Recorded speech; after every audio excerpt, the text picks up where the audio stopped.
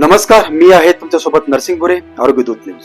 पाचोरा शहरातून एक अतिशय प्रेरणादायी आणि सकारात्मक बातमी समोर येत आहे. आजच्या मोबाईलच्या आणि व्यसनाच्या जमान्यात मुलांना योग्य संस्कार, शिस्त आणि अध्यात्माची जोड देणारे बालसंस्कार शिबिर मोठ्या उत्साहात संपन्न झालं. गेल्या 10 दिवसापासून पाचोरा शहरामध्ये सुरू असलेल्या या भव्य आध्यात्मिक बालसंस्कार शिबिराचे दिनांक 14 मे 2026 रोजी संत, महंत, मान्यवर आणि नागरिकांच्या उपस्थितीत भावपूर्ण वातावरणात सांगता करण्यात आली. विशेष म्हणजे या शिबिरामध्ये तब्बल 200 पेक्षा अधिक मुलांनी सहभाग घेतला होता.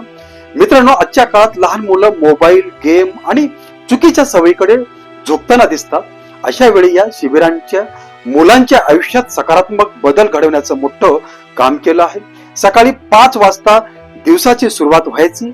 योगासन, प्राणायाम, श्लोक, मंत्र, पुष्पांजली, हनुमान चालीसा, हरिपाठ अशा आध्यात्मिक कार्यक्रमासोबतच विविध विषयावर मार्गदर्शन, व्याख्यान घेण्यात आली.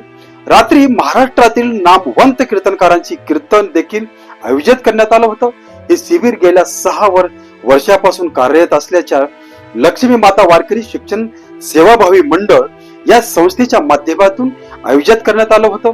संस्थेच्या अध्यक्ष सुनीताताई पाटील आणि योगेश महाराज पाटील हे वर्षभर मुलांचे सर्वांगीण विकासासाठी काम करत असतात. निवासी मुलासोबतच इतर मुलांनाही व्यसनापासून आणि मोबाईलच्या आहारी जाण्यापासून दूर ठेवण्यासाठी हे शिबिर दरवर्षी आयोजित केलं जातं. विशेष म्हणजे या संपूर्ण शिबिर पूर्णपणे मोफत.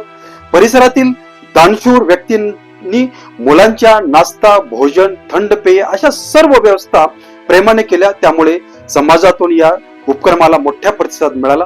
शिबिराची सांगता कालच्या कीर्तनात झाले. यावेळी कीर्तनकार रवींद्र महाराज तारखेडकर, तहसीलदार विजय बनसोडे, पाचोरा पोलीस स्टेशनचे PSI योगेश गणगे आणि आध्यात्मिक क्षेत्रातील मान्यवर उपस्थिती होते. कार्यक्रमामध्ये विद्यार्थ्यांनी 10 दिवसात शिकलेल्या गोष्टीचे सुंदर प्रात्यक्षिक सादर केले.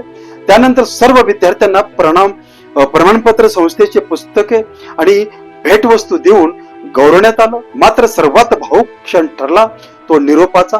मुलांना निरोप देताना सुनीताताई पाटील आणि योगेश महाराज यांचे डोळे पाणावले आणि अनेक मुलांच्या डोळ्यातही अश्रू आले.